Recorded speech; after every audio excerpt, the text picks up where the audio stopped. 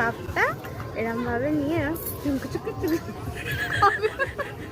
তোমরা তো জানোই যে কিছুদিন আগে আমি গিয়েছিলাম আমাদের গ্রামের মেলায়, আর সেখানে গিয়ে কি কি করেছি সেটাই চলো আজ শেয়ার করি। আমি আর বোন হাঁটতে হাঁটতে চলে গিয়েছিলাম মেলাটায়, আমাদের বাড়ি থেকে এই 10 মিনিট মতো হেঁটে।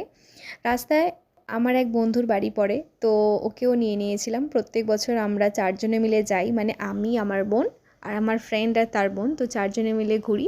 এবছরও তার অন্যথা হয়নি, চলে গিয়েছিলাম একদম শুরুর দিনে।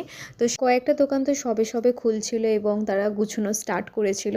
তার মধ্যে এই ফুলের দোকানটা ভীষণ ভালো লাগছিল, বিশেষ করে এই নীল ফুলগুলো, এই সাদা শালুক ফুলগুলোও বেশ ভালো লাগছিল। আমার ঘরে অলরেডি একটা আছে এরকম বেগুনি কালারের। এই কাপটা এরমভাবে নিয়ে এই বছর তো মেলা থেকে আমি ভেবেই নিয়েছিলাম একটা পুতুল তো নিয়ে যাবই।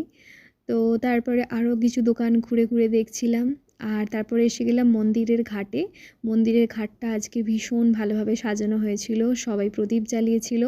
আমরা বেশ কয়েকটা ওখানে ছবি তুললাম, তারপরে অবশ্যই জিলিপি কিনেছি। ফুচকার দোকান সেদিনকে তখনও বসেনি, কারণ নিয়ে নিই। আর এবছরের এই বিল্লিগুলোও ভীষণ সুন্দর।